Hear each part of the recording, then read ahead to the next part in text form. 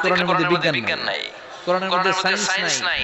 ওই আগুনের তুলনায় পৃথিবীর আগুনের মতো নয়। ওই আগুনটাই জাহান্নামের আগুন। আবার বিজ্ঞানীরা গবেষণা করে ওই আগুনের মধ্যে মানুষের চিৎকার শুনেছে। আল্লাহ বলেন, don't the disbeliever observe that the heavens and earth were joined together. نحمده ونستعينه ونستغفره ونؤمن به ونتوكل عليه ونعوذ بالله من شرور أنفسنا ومن سيئات أعمالنا من يهده الله فلا مضل له ومن يضلل فلا هادي له أي فلن تجد له وليا مرشدا ونشهد أن لا إله إلا الله وحده لا شريك له هو الذي لا ضد له ولا ند له لا مثل له ولا مثيل له لا وزير له ولا كفيل له لا شبه له ولا سبيل له ولا ولد له ولا والد له وهو الواحد الفرد الصمد لم يلد ولم يولد ولم يكن له كفوا أحد ونشهد أن سيدنا ونبينا حبيبنا وبشيرنا ونذيرنا وطبيبنا طبيب أرواحنا حبيبنا وحبيب ربنا محمدا عبد الله ورسوله أرسله بالحق بشيرا ونذيرا وداعيا إلى الله بإذنه وسراجا منيرا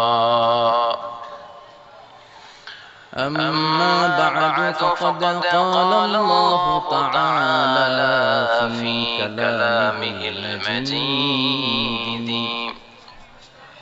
وفي فرقانه الحميد أعوذ بالله من الشيطان الرجيم بسم الله الرحمن الرحيم ياسين والقرآن الحكيم إنك لمن المرسلين على صراط مستقيم إن الله وملائكته يصلون على النبي يا أيها الذين آمنوا صلوا عليه وسلموا تسليما اللهم صل على محمد وعلى آل محمد كما صليت على إبراهيم وعلى آل إبراهيم إنك حميد مجيد اللهم بارك على محمد وعلى آل محمد كما باركت على إبراهيم وعلى آل إبراهيم إنك حميد مجيد আপনারা কেমন আছেন সবাই? আলহামদুলিল্লাহ আমরা সবাই ভালো আছি। আমি আলহামদুলিল্লাহ ভালো আছি। আল্লাহ আমাদেরকে সবসময় ভালো রাখুক, সুস্থ রাখুক, ঈমানের সাথে রাখুক, এটাই আমাদের প্রত্যাশা, ঠিক কি না? আমাদের জীবনে সবচেয়ে দামি জিনিস হচ্ছে আমাদের ঈমান। সবচেয়ে দামি জিনিস কি? সাইয়েদনা বেলাল আল-হাবাশী উমাইয়া ইবনে খালাফ ওনার উপর অত্যাচারের স্টিম রোলার চালালো, কিন্তু ওনার অন্তর থেকে কালেমার বাণীটা ছিনিয়ে নিতে পারলো না।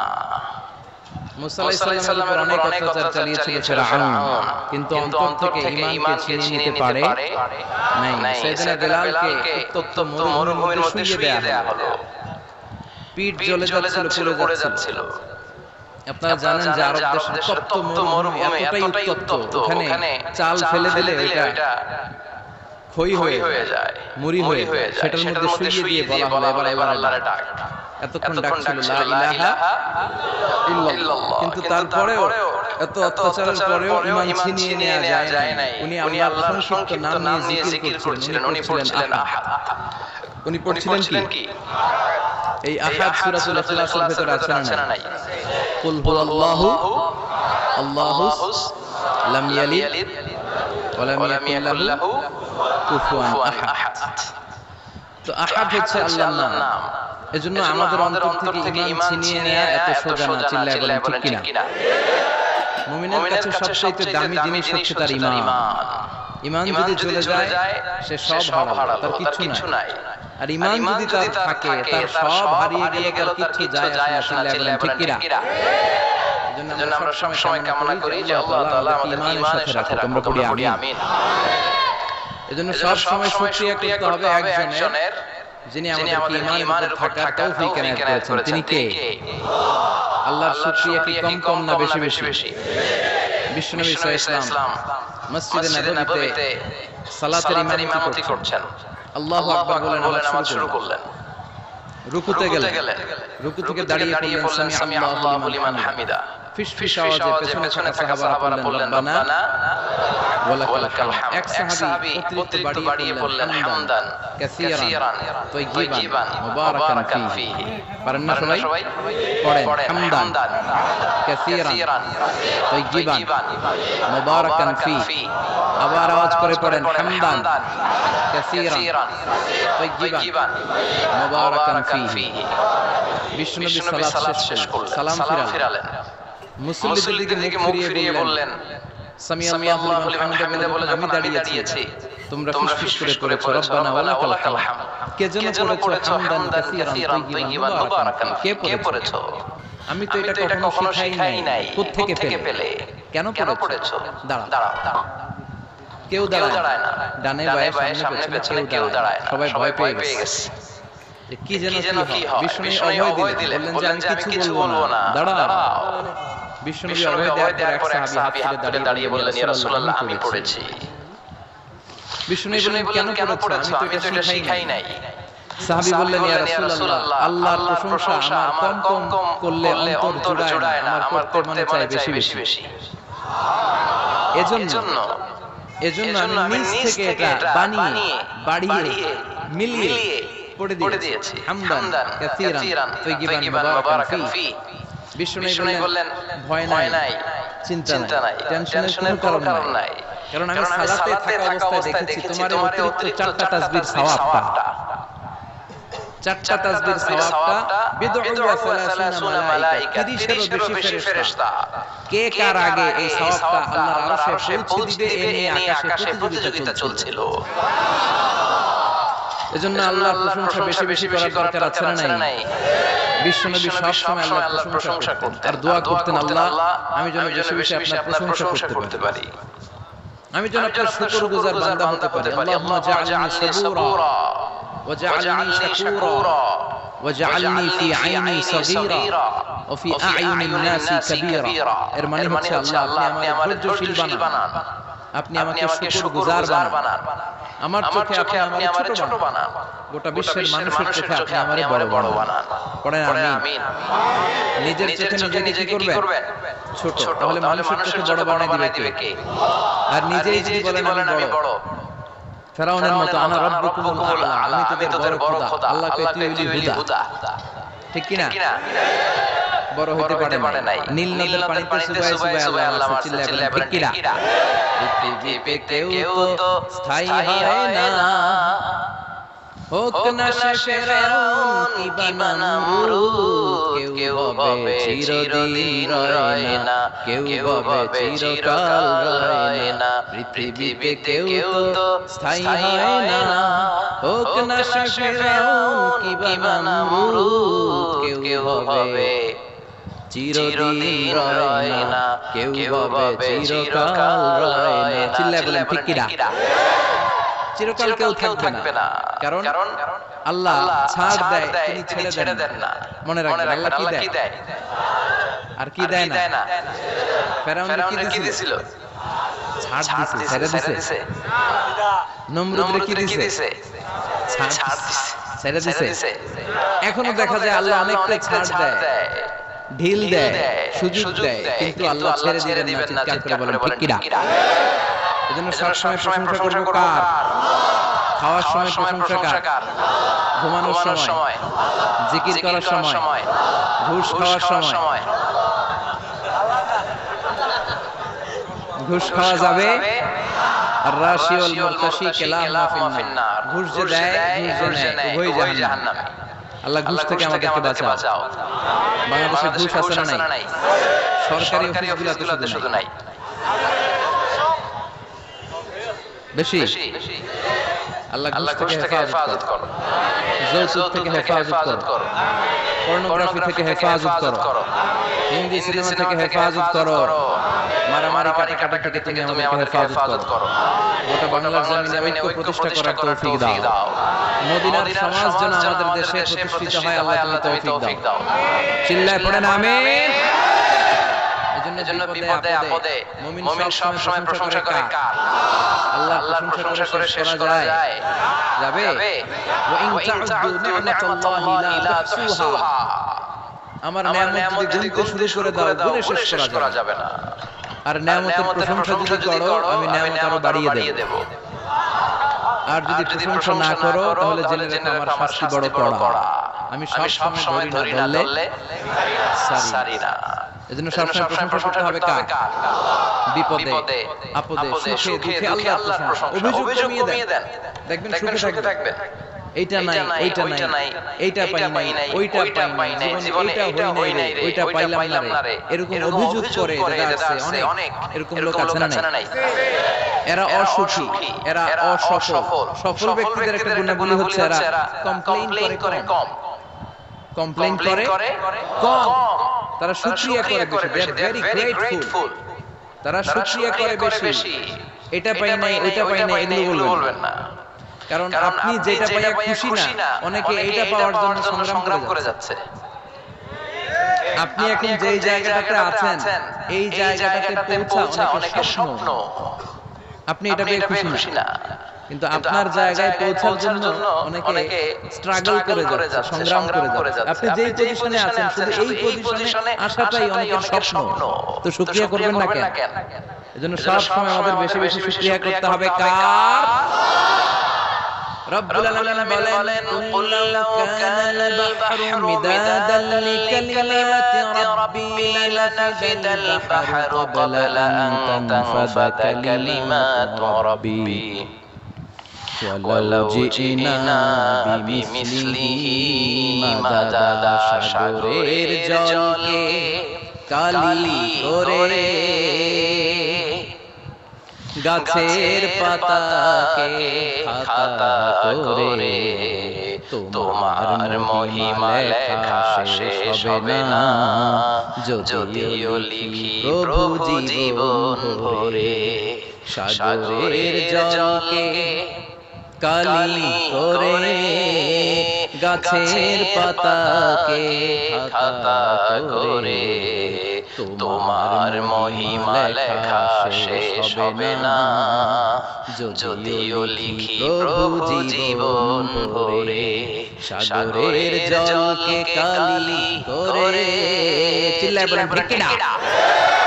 সব সাগর মহাসাগরের জল যদি কালি হয়ে যায়, কি উপমা দিলেন আল্লাহ? সব সাগরের পানি যদি কালি হয়ে যায়, সব গাছের পাতাও যদি কাদা হয়ে যায়, আর সাগরের জল নামক কালি দিয়ে গাছের পাতা নামক খাতার উপরে যদি আমি আল্লাহর প্রশংসা তোমরা লিখতে শুরু করে দাও, সাগরের জল শেষ হয়ে যাবে, গাছের সব পাতাগুলো ফুরিয়ে যাবে, আমি আল্লাহর প্রশংসা করে শেষ করা যাবে না।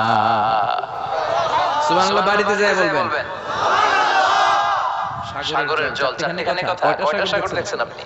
কয়টা সাগর ঘুরছেন? প্রশান্ত মহাসাগর দেখছেন আপনি? আটলান্টিক মহাসাগর দেখেছি আমরা? দেখি নাই। প্রশান্ত মহাসাগর বিশ্বনবী বলতেন ইন্না ফিল জাসাদি মুদগা, দেহে একটা গোশতের টুকরা আছে, ইযা সালাহাত সালাহাল জাসাদু কুল্লু, এই দেহের গোশতের টুকরা যদি ভালো হয়ে যায় পুরো দেহটারে ভালো করে দেয় কে? এই দেহের গোশতের টুকরাটা যদি পচে যায় পুরো দেহটারে নষ্ট করে দেয় কে? বিশ্বনবী বললেন আলা ওয়াহিয়াল কলব, ওই টুকরাটার নাম হলো কলব। টুকরাটার নাম কি? এজন্য কলবের মধ্যে আল্লাহ জিকির বসাইতে হবে। কি বসাবেন? নাকি আয়না বসাবেন? আয়না বসায় না? আয়না বসাইয়া দে মোর দয়াল বাবা কেবলা কাবা সব মুখস্থ। আয়না বসাইয়া দে মোর। নবীর কলবে আয়না বসায় নাই নবী। সাইয়েদনা আবু বকর ওমর ফারুক তো আয়না বসাইছে। আবু হানিফা, শাফিঈ এরা কলবের মধ্যে আয়না বসাইছে। বসাইছে জিকির। চিল্লায় বলেন বসাইছে কি? এজন্য আল্লাহ বললেন আলা বিযিকরিল্লাহি তাতমাইন্নুল কুলুব, দুনিয়ার কোন জিনিস দিয়ে কলব ঠান্ডা হয় না, দুনিয়ার কোন জিনিস দিয়ে কলব পরিচ্ছন্ন হয় না, কলব শুধু পরিচ্ছন্ন হয় একটা জিনিস দিয়ে, লা ইলাহা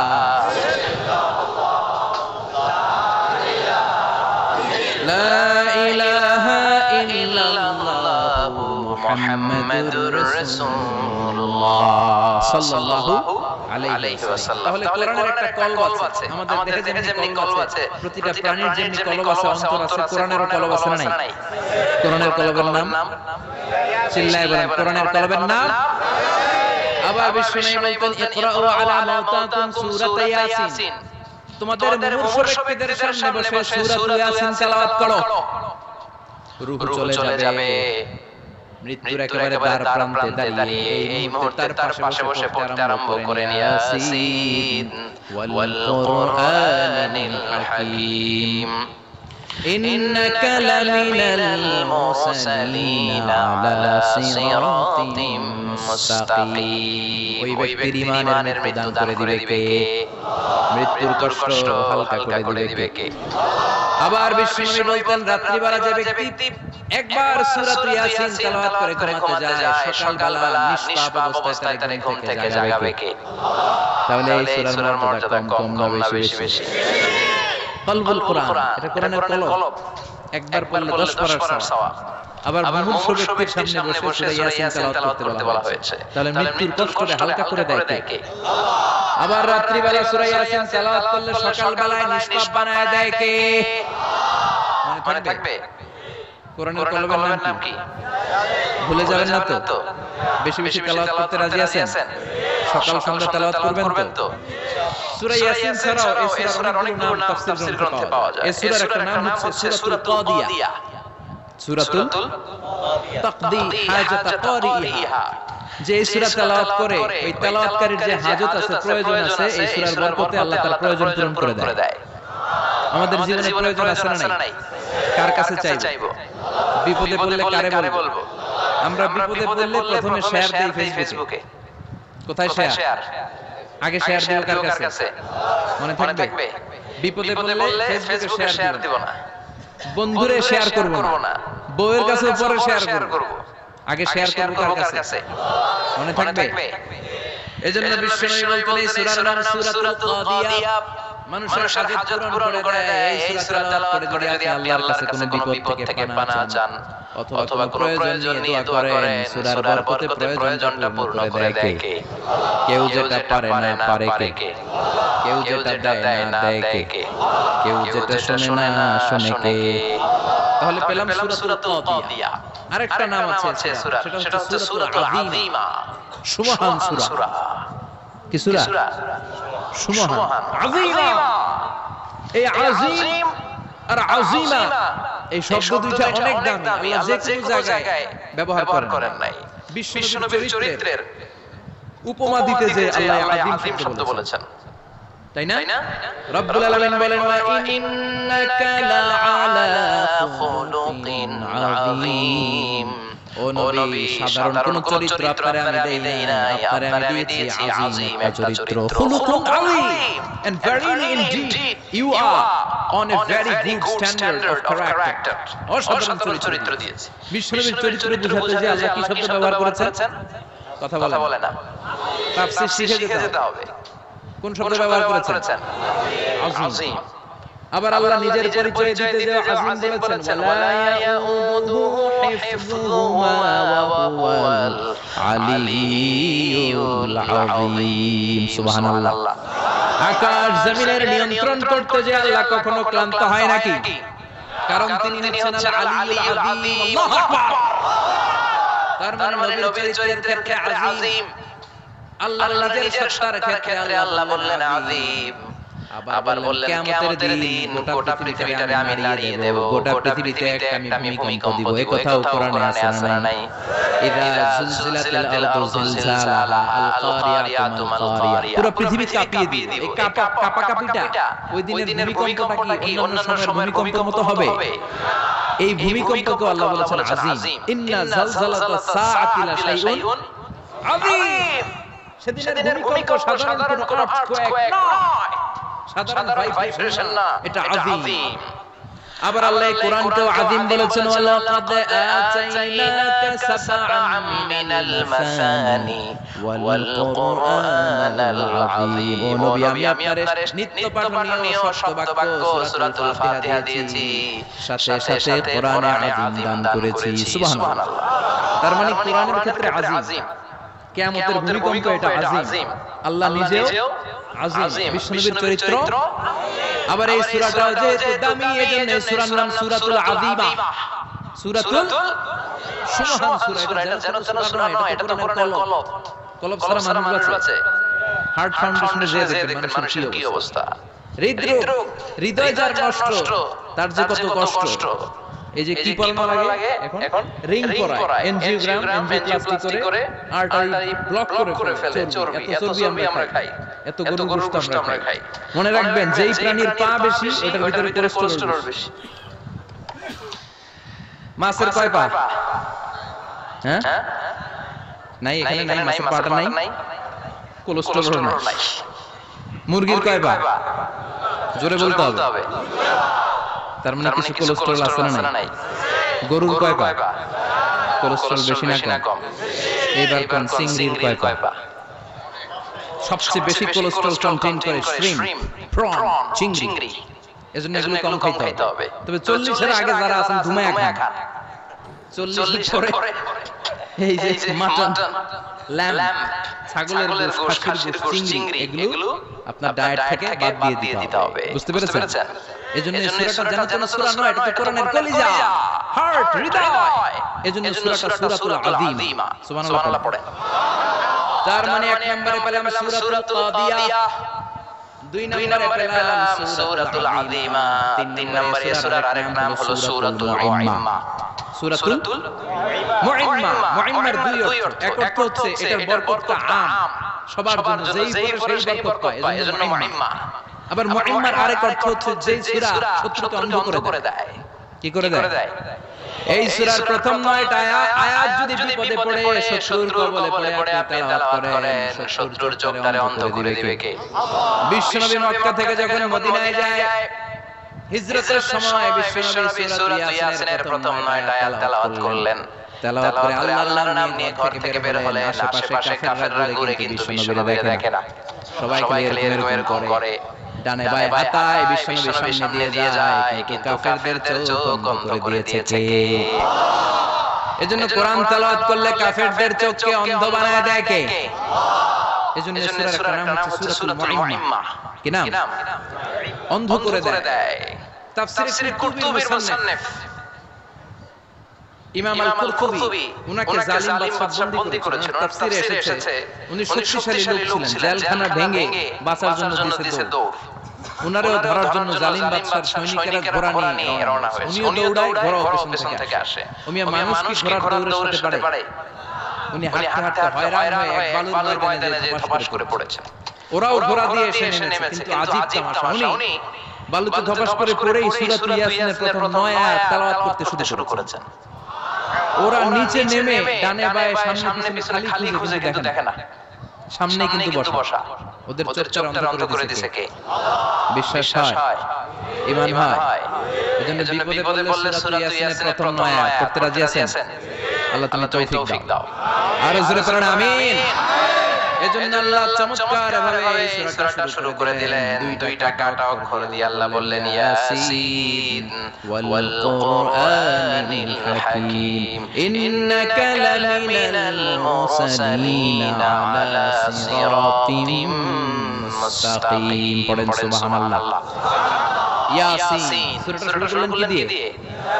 এটা কি কোনো বাক্য? এটা কি কোনো শব্দ? এটা কি অক্ষর? দুইটা। প্রথম অক্ষরের নাম, দ্বিতীয়টা আওয়াজ করে বলেন, প্রথম অক্ষরটার নাম, দ্বিতীয়টা। খুব চমৎকার না? বাক্য দিয়ে এই সূরাটা শুরু করেন। যেমন ইদা জুলজিলাতিল আরদু জিলজালাহা, এই সূরার প্রথম আয়াত। এটা একটা বাক্য না? আচ্ছা। ওয়াদ-দুহা ওয়াল-লাইলি ইযা সাজা, বাক্য না? কিন্তু ইয়াসিন এটা কি কোনো বাক্য? এটা কি কোনো শব্দ? না, এটা কাটা দুইটা অক্ষর। সুবহানাল্লাহ পড়েন। আল্লাহ 114টা সূরা, প্রায় 29টা সূরা এরকম কাটা অক্ষর দিয়ে শুরু করেছেন। সুবহানাল্লাহ নাই? এই 29টা সূরা কখনো আল্লাহ একটা অক্ষর দিয়ে শুরু করেছেন, কখনো দুইটা অক্ষর দিয়ে, কখনো তিনটা দিয়ে, কখনো চারটা দিয়ে, কখনো পাঁচটা দিয়ে। একটা অক্ষর দিয়ে আল্লাহ কোরআনের সূরা শুরু করেছেন। এরকম একটা সূরা বলেন। নুন ওয়াল কলামি ওয়া মা ইয়াসতুরুন। নুন দিয়ে সূরা শুরু হয়ে গেছে। তারপরে কাফ, এক অক্ষর দিয়ে সূরা শুরু হয়ে গেছে। সুবহানাল্লাহ পড়েন। এবার বলেন দুই অক্ষর দিয়ে সূরা শুরু হয়েছে, এরকম সূরা বলেন। এত দূরে যান কেন? এটা আছে না নাই? ইয়াসিন, সুবহানাল্লাহ পড়েন। ইয়াসিন দুই অক্ষর দিয়ে। তারপরে হামিম। এবার তিন অক্ষর দিয়ে আল্লাহ সূরা শুরু করছেন, এরকম আলিফ লাম তা সিন মিম। আল্লাহু আকবার। আবার চারটা অক্ষর দিয়ে সূরা শুরু হয়েছে, এরকম আছে না নাই? আবিষ্কার কোন? আলিফ লাম মিম রা, আলিফ লাম মিম সাদ, আছে না নাই? আবার পাঁচটা কাটা অক্ষর দিয়ে সূরা শুরু হয়েছে, এরকম সূরা আছে না নাই? সূরা মারইয়ামের শুরুতে কি আছে? কাফ হা ইয়া আইন সাদ। সুবহানাল্লাহ পড়েন। এরকম প্রায় 29টা সূরা আল্লাহ কাটা অক্ষর দিয়ে শুরু করেছেন, কোনো বাক্য দিয়ে নয়, কোনো শব্দ দিয়ে নয়। কি দিয়ে? হারফ দিয়ে। হারফ, এই হারফগুলোরে বলে হুরুফুত তাহাজ্জি বা হুরুফুল মুকাত্তাআত, কাটা অক্ষর। মনে রাখবেন কোরআনের আয়াতগুলো দুই ভাগে বিভক্ত, একটা মুহকাম, একটা মুতাশাবিহ। মুহকাম মানে যেগুলোর অর্থ আমরা জানি, যেগুলোর ব্যাখ্যা আমরা জানি, যেটা ইন্টারপ্রিটেশন, এক্সপ্লেনেশন আমাদের জানা আছে। আর মুতাশাবিহ আমরা অর্থ জানি না, আমরা ব্যাখ্যা জানি না। এটা দিয়ে আসলে কি বুঝাইছে আমরা কেউ জানে না। জানে একজন, চিল্লায় বলেন তিনি কে? আল্লাহ বলেন ওয়া ইন কুনতুম ফি রাইবিম মিম্মা নাযালনা আলা আবদিনা ফাআতু বিসূরাতিম মিন মিসলিহি ওয়া দা'উ শুহাদাআকুম মিন দুনিল্লাহি ইন কুনতুম সাদিকিন। আল্লাহ বললেন ও জাহেলি যুগের লোকেরা, শোনো, এত আরবি কবিতা বানাতে পারো, এত গল্প লিখতে পারো, আরবিতে এত নোবেল বানাতে পারো, উপন্যাস বানাতে পারো, আর্টিকেল লিখতে পারো। আমার নবীর উপর যে কোরআন আমি নাযিল করেছি, এই কোরআনের ব্যাপারে অন্তরে যদি কোনো সন্দেহ থাকে, বাপের বেটা হলে পারলে কোরআনের মতো একটা সূরা বানিয়ে নিয়ে আসো। পারছে? কিয়ামত পর্যন্ত কেউ পারবে? বিশ্বনবী যেই জামানাতে এসেছিলেন ওই জামানায় আরবি ভাষা সাহিত্যের উৎকর্ষতা সাধিত হয়েছিল। আরবি ভাষার এতটা উৎকর্ষ পৃথিবী কখনো দেখে নাই। কবিতা, গদ্য, পদ্য, গল্প, উপন্যাস, রচনা, প্রবন্ধ, আর্টিকেলের শৈলাপ এই ভাষা সাহিত্যিকদের চোখে আঙ্গুল দিয়ে আল্লাহ বুঝাতে চাইলেন, এত অর্থ করতে পারো, এত ব্যাখ্যা জানো, এত বড় বড় বুলিয়া ওড়াও, এত কিছু তুমি জানো, তাহলে বলো ইয়াসিন অর্থ কি? সুবহানাল্লাহ বলবেন না? তাইলে বল নুন অর্থ কি? কফ মানে কি? আলিফ লাম রা মানে কি? ফাবুহিতাল্লাযী কাফার। কেউ জানে না, কেউ উত্তর দিতে পারে না। কোন সুবহানাল্লাহ। এটা কোরআনের মুজিজা। এটার অর্থ কেউ জানে না। আর এগুলোর অর্থ নিয়ে খোঁচাখুচি করা ঠিক না। তবে মুফাসসিরিন ইকরাম এগুলো কিছু অর্থ সম্ভাব্য বলার চেষ্টা করেছেন। যেমন ইয়াসিনের অর্থ ইবনে আব্বাস বলেছেন এর অর্থ হতে পারে ইয়া ইনসা, হে মানুষ। সুবহানাল্লাহ পড়েন। কেউ বলেছে এটার অর্থ হতে পারে ইয়া সাইয়্যিদাল মুরসালিন। কেউ বলেছেন ইয়াসিন হতে পারে ইসমুল্লাহ, আল্লাহর নাম। কেউ বলেছেন এটা হতে পারে ইসমুল লিন-নবী, বিশ্বনবীর নাম। আবার কেউ বলেছেন ইয়াসিন হতে পারে কোরআনে কারীমের একটা নাম। সুবহানাল্লাহ। এই সম্ভাব্য সব কথাগুলো বলে সব মুফাসসিররা বলতে বাধ্য হয়েছেন আল্লাহু আ'লামু বিমুরাদিহি বিহি। এটার দ্বারা আসল অর্থ যে কি এটা আমরা কেউ জানি না। জানে কে?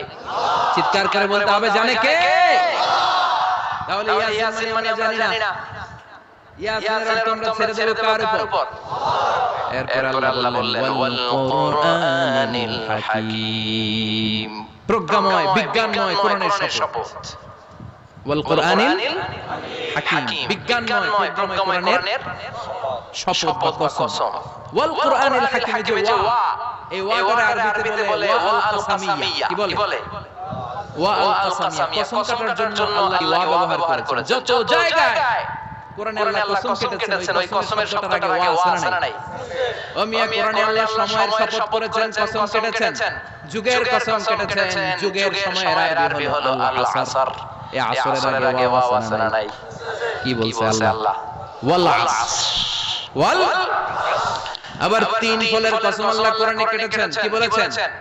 ওয়াত্তিন মানে তিনের কসম। জাইতুনের কসম কেটেছেন, বলেছেন ওয়াজ-জাইতুন।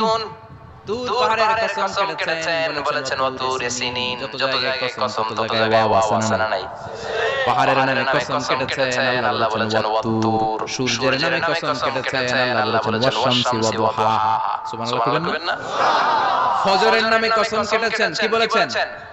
ওয়াল ফাজর। জিলহজ মাসের প্রথম 10 রাতের কসম কেটেছেন, কি বলেছেন? ওয়া লায়ালিন আশর। জোর আর বেজরের কসম কেটেছেন, আল্লাহ বলেছেন ওয়াশ-শাফা'i ওয়াল ওয়াতর। সূরা ইয়াসিনে কাটা দুইটা অক্ষরের পরে রব্বুল আলামিন কোরআনের কসম কেটেছেন। আল্লাহ বলেছেন ইয়াসিন ওয়াল কুরআনিল হাকীম। ইয়াসিন ওয়াল কুরআনিল হাকীম, প্রজ্ঞাময়, বিজ্ঞানময় কোরআনের শপথ।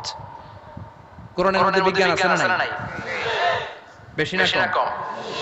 বিশ্বাস হয় না? নাস্তিকদের কথা বিশ্বাস হয়?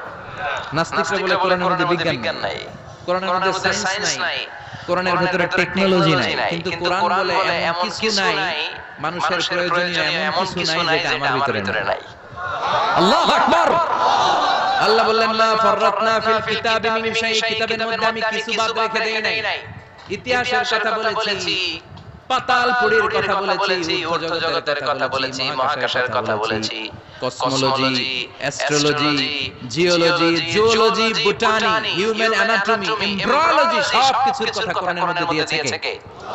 কোরআনের ভিতরে মানুষের কথা আছে না নাই? কোরআনের মধ্যে গাভীর কথা আছে না নাই? গাভীর কথা আছে? কই আছে? হ্যাঁ, সূরাতুল গাভীর সূরা। সুবহানাল্লাহ কইবেন না? মানুষের কথা আছে সূরাতুল ইনসান, জিনদের কথা আছে সূরাতুল জিন, মাকড়সার কথা আছে সূরাতুল আনকাবুত, মৌমাছির কথা আছে সূরাতুন নাহল। মৌমাছির কথা বলেছেন, দুধের কথা বলেছেন, প্রাণীর কথা বলেছেন, খাদ্যের কথা বলেছেন, মানুষের দেহ বৈশিষ্ট্যের কথা বলেছেন। চিৎকার করেন আল্লাহু আকবার। আল্লাহ বললেন ওয়া আওহা রাব্বুকা ইলাল নাহলি আন ইত্তাখিযি মিনাল জিবালি বুয়ুতাও ওয়া মিনাশ শাজারি ওয়া মিম্মা ইয়ারিশুন সুবহানাল্লাহ পড়েন ওয়া আওহা রাব্বুকা ইলাল নাহল আল্লাহ মৌমাছির কাছে সিক্রেট মেসেজ পাঠিয়েছেন সুবহানাল্লাহ পড়েন ওহীকে আরবিতে বলে সিক্রেট মেসেজ ওয়াল কুরআনিল হাকিম বিজ্ঞানময় কোরআনের শপথ প্রজ্ঞাময় কোরআনের শপথ বিশ্বনবী বলেন লা তুহসা আজাইবুহু কোরআনের আশ্চর্যান্বিতার কোনো শেষ নাই ওয়ালা তাবলা গারাইবুহু কোরআন কোনদিন কারো কাছে পুরাতন মনে হয় না ফিহি মাসাবিহুল হুদা কোরআনের মধ্যে আছে হেদায়েতের মশাল ওয়া মানারুল হিকমা কোরআন হলো বিজ্ঞানের সূর্য মিনার লা তুহসা আজাইবুহু কোরআনের আশ্চর্যান্বিতার শেষ নাই যতই পড়বেন আপনি আশ্চর্য হয়ে যাবেন যতই স্টাডি করবেন যতই অধ্যয়ন করবেন আপনার চোখকে খুলে দিবে কে ওয়ালা তাবলা গারাইবুহু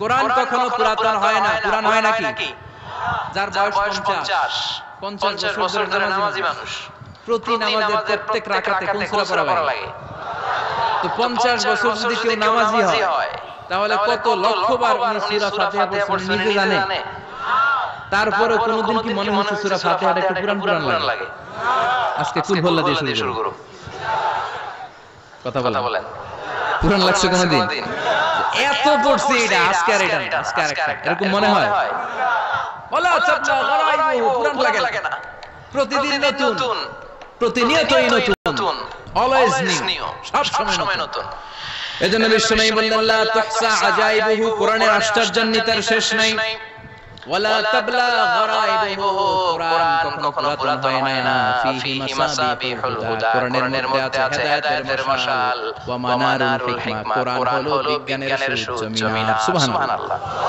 আল্লাহ বললেন ওয়া আওহা রাব্বুকা ইলান নাহল আমি মৌমাছির কাছে মেসেজ দিলাম সিক্রেট মেসেজ আনিত্তাখিযি মিনাল জিবালি বুয়ুতা তোমরা পাহাড়ের মধ্যে তোমাদের বাড়ি বানাও মৌচাক বানাও ওমিনা শাজার গাছের ডালে বড় বড় ডালে তোমরা বাসা বানাও ওয়ামিম্মা ইয়ারিশুন উঁচু জায়গায় মৌচাক বানাও যাতে করে গ্রামের ছোট ছেলেরা ঢিল মারতে না পারে সুবহানাল্লাহ মৌমাছির আল্লাহ শিখাই দিয়েছে নিচু জায়গায় কোনদিন মৌমাছির বাসা দেখবেন নিচু জায়গায় সহজে নাগাল পাওয়া যায় কথা কোন ডাল বে মগ ডালে ওঠা লাগে মধু খাইতে চাইলে চিল্লাবেন ঠিক কিনা আল্লাহ সিক্রেট মেসেজ দিলেন আর বললেন আনিত্তাখিযি আলেম যারা আছেন বলেন তো ইত্তাখিযি এটাকে মুযাক্কারের সিগা না মুয়ান্নাসের সিগা মুয়ান্নাস মাশাআল্লাহ এটা স্ত্রীবাচক শব্দ আল্লাহ মৌমাছিকে যে মেসেজ করতে পুরুষ মৌমাছিরে কহে নাই এটা নারী মৌমাছিরে কইছে চিল্লাবেন সুবহানাল্লাহ এখন গবেষণা করে দেখা গিয়েছে কার্ল ভন ফ্রিচ একজন অস্ট্রিয়ান বিজ্ঞানী উনি এটা নিয়ে গবেষণা করে 73 সালে 1973 তে নোবেল পেয়ে গেছে এই আয়াতের উপর গবেষণা করে আল্লাহ কেমন করে সিক্রেট মেসেজ দিয়েছেন কেমন করে মৌমাছি মৌচাকের বাসা বাঁধে কেমন করে মধু আহরিত হয় এটার উপর গবেষণা করে উনি একটা বই লিখেছেন ডান্সিং বিস নেচে যাওয়া মৌমাছিগুলো নাচতে নাচতে যেতে থাকা মৌমাছিগুলোর উপর একটা বই লিখে The Dancing Bees লিখে উনি নোবেল প্রাইজ পেয়েছেন এই মধুর উপরে চিল্লায় আল্লাহু আকবার এখন কোরআনের আয়াত থেকে বোঝা গেল আনিত্তাখিযি মিনাল জিবালি বুয়ুতা আল্লাহ নারী মৌমাছিকে বলেছেন মৌচাক বানাও তোমাদের মধু রাখার জন্য বাসা বানাও কার্বন ফ্রিজ গবেষণা করে পেয়েছে মৌচাকের বাসা বানানো হয় মধু আহরণ করা হয় যেই মৌমাছিটা নেতৃত্ব দেয় এটা পুরুষ মৌমাছি নয় এটা হলো মহিলা মৌমাছি সুবহানাল্লাহ পুরো মৌচাকের মধ্যে মধু আহরণ মধু নেওয়া পুরো প্রসিডিউরটা সারার জন্য কোনো পুরুষ মৌমাছি লিডিং দেয় একটা নারী মৌমাছি স্ত্রী মৌমাছি এজন্য ইত্তাখিয ম্যাসকুলিন জেন্ডার ইউজ না করে আল্লাহ বলেছেন ইত্তাখিযি নারী মৌমাছিকে আল্লাহ অ্যাড্রেস করে বলেছেন যাও মৌচাক বানাও আর এটার মধ্যে মধু আহরণ করে চিল্লায় পড়ে আল্লাহু আকবার আল্লাহ বললেন ইত্তাখিযি মিনাল জিবালি বুয়ুতা পাহাড়ের মধ্যে ঘর বানাও মিনাশ শাজার গাছের বড় ডালের মধ্যে ঘর বানাও ওয়ামিম্মা ইয়ারিশুন উঁচু জায়গায় ঘর বানাও উনি গবেষণা করে পেয়েছেন এই মধুর মধ্যে অসাধারণ কিছু ন্যাচারাল অ্যান্টিসেপটিক আছে কি আছে ন্যাচারাল অ্যান্টিসেপটিক এটার নাম হচ্ছে প্রোপলিস নামে একটা লিকুইড পাওয়া যায় মৌচাকের মধ্যে এটা কাটা জায়গায় লাগা দিলে স্যাভলন ডেটল কিছু লাগানো লাগবে না ওই প্রোপলিসের কারণে আপনার কাটা জায়গা এমনি শুকিয়ে যাবে সুবহানাল্লাহ পড়েন দ্বিতীয় বিশ্বযুদ্ধে রাশিয়ান যত সৈনিকরা যুদ্ধ হতো ওরা আলাদা করে অ্যান্টিসেপটিক খাইতো না, ওরা মধু এনে লাগাই দিত আর সুস্থ হয়ে যেত। সুবহানাল্লাহ পড়ে। নিউজিল্যান্ডের কিছু বিজ্ঞানীরা আবিষ্কার করেছে মৌমাছির হুলের ভিতরে রেমিটিক ফিভারের অ্যান্টিবায়োটিক আছে। অনেকের বাত জ্বর হয়, বাতের ব্যথা থাকে মুরব্বিদের বেশি হয়। ওই জায়গার মধ্যে যদি আপনি মৌমাছি এনে ঢুকাই দিতে পারেন, মৌমাছি হুল লাগাই দিতে পারেন, ভালো হয়ে যাবে। মৌমাছি যখন হুল ফুটে আরাম লাগে না অনেক? খাইছেন? কেমন খাইছেন? হ্যাঁ, মজা লাগে। তো নিউজিল্যান্ডের এই গবেষকরা এরা আবিষ্কার করেছে যে মৌমাছি যদি হুল ফুটিয়ে দেয়, ওখানে বাতের ব্যথা থাকলে, বেদনা থাকলে এটা ভালো হয়ে যাবে। আমি নিজে দেখেছি, বিবিসি একটা ডকুমেন্টারি, ইজিপশিয়ান একজন ফিজিশিয়ান চিকিৎসক, উনি ওনার বাতের ব্যথায় আক্রান্ত যত রোগীরা আছে ওদের গায়ের মধ্যে মৌমাছি এনে এনে নিজে হুল ফুটায়। রোগী চিৎকার মারে, ও মাগো, ও আল্লাহ, কিন্তু একদিন পরে ব্যথা নাই, আর কয় ভালো হয়ে গেছে। সুবহানাল্লাহ কইবেন না? তো এজন্য এই কার্ল ভন ফ্রিজ 1973 তে দ্য ডান্সিং বিজ লিখে গোটা বিশ্বকে তাক লাগিয়ে দিয়েছে। তার গবেষণার প্রতিটি পয়েন্ট কোরআনের আয়াতের সাথে মিলে যায়। চিৎকার করে পড়েন আল্লাহু আকবার। এই যে আমরা মধু খাই, এই মৌচাকের ভেতরে অন এন এভারেজ अराउंड 60,000 মৌমাছি থাকে। তিন ভাগে, একটা হচ্ছে কুইন বি, একটা মেল বি, আর একটা হচ্ছে ওয়ার্কার বি। একটা থাকে রানী মৌমাছি, এর নেতৃত্বে সবাই চলে। আরেকটা থাকে মেল বি, পুরুষ মৌমাছি, বংশ বাড়ানোর জন্য এদের কাজে লাগে। আর সব হচ্ছে ওয়ার্কার বি, সবাই কাজ করে। আল্লাহ বলেন সুম্মা কুলি মিন কুল্লি সামারাত ফাসলুকি সুবুল রাব্বিকি যুলুলা। আল্লাহ সিক্রেট মেসেজ দিয়ে বলেন গাছের উপরে বাসাবাদ, পাহাড়ের উপরে মৌচাকের বাসাবাদ, উঁচু উঁচু জায়গায় তোমরা তোমাদের বাসা বাঁধো। সুম্মা কুলি মিন কুল্লি সামারাত, এরপর এলাকার যত মিষ্টি মিষ্টি ফুল আছে, ফল আছে, ওখান থেকে রস নিয়ে আসো। সুবহানাল্লাহ। পুষ্পরস সংগ্রহ করে মধুগুলো, এটার বলে sweet nectar. They collect the sweet nectar from the flowers. এবং মধুর মধ্যে এত চমৎকার জিনিস থাকার কারণ হচ্ছে মৌমাছিগুলো ওই এলাকার সব ধরনের ফুল, ভালো ভালো সুগন্ধযুক্ত ফুল থেকে রস নিয়ে আসে। তো এই গাছগুলোর মধ্যে বনাজি গাছ আছে না নাই? ঔষধি গাছ আছে না নাই? এজন্য মধুরে বলা হয় সব রোগের ঔষধ। যত বনাজি ঔষধি গাছের নির্যাস আর পুষ্পরস আছে, সব আল্লাহ মধুর ভিতরে ঢুকায়া মধুকে আল্লাহ ন্যাচারাল ভ্যাকসিন বানিয়ে দিয়েছেন। আল্লাহু আকবার। আল্লাহ বললেন সুম্মা কুলি মিন কুল্লি সামারাত, সব ফল আর ফুল থেকে নেকটার পুষ্পরস নিয়ে আসো। ফাসলুকি সুবুল রাব্বিকি যুলুলা, যেমন গিয়েছিলা পথ চিনায় আবার ফিরে আসো। ইয়াখরুজু মিন বুতুনিহা শারাব, এরপর তাদের পেট থেকে বের হয় শারাব মুখতালিফুন আলওয়ান, এক একটা মধুর কালার হয়ে যায় এক এক রকম। সুবহানাল্লাহ। সরষে ফুলের মধু একটু সাদা সাদা হয় না? আমি হচ্ছে মধু খাওয়ার পোক। আমি দেশে বিদেশে যেখানে গিয়েছি ফ্রেশ হানি আমি অনেক খুঁজেছি। ইয়ামানে একটা মধু পাওয়া যায়, ইয়ামানের সাওয়াহিলি এলাকায়, পাহাড়ি এলাকায়, একেবারে কুচকুচে কালো। আবার অনেক মধু আছে কিছুটা খয়েরি এবং হলুদ বর্ণের। কিন্তু সরষে ফুলের যে মধুটা, এটা অনেকটা সাদা। এই পুষ্পরস নিয়ে মৌমাছিগুলো মৌচাকের মধ্যে ঢেলে দেন, এগুলো খেয়ে ফেলে। প্রত্যেকটা মৌমাছির পেটের ভেতরে আল্লাহ দুইটা করে স্টোমাক দিয়েছে, পাকস্থলী। সুবহানাল্লাহ পড়ে। এটাই Karl von Frisch the dancing bees বইয়ের মধ্যে লিখেছে গবেষণায়। দুইটা পাকস্থলী, একটা পাকস্থলী দিয়ে মৌমাছি খায়, নিজে খেয়ে বাঁচে, আর একটা পাকস্থলী দিয়ে এই ফ্লাওয়ার নেক্টার পুষ্পরস সংগ্রহ করে ওই পাকস্থলীতে রাখে। ওই পাকস্থলীর ভিতরে আল্লাহ একটা ন্যাচারাল এনজাইম দিয়েছেন। ওই এনজাইমের সাথে ওই পুষ্পরসটা মিক্সড হয়। তারপরে আরেকটা টিউব আছে, ওই টিউব দিয়ে মৌমাছি যে সেই বাসার মধ্যে মৌমাছি যে সেখানে সাপ্লাই করে দিয়ে আসে, মধু ঢুকিয়ে দিয়ে আসে। চিল্লায় পড়েন সুবহানাল্লাহ।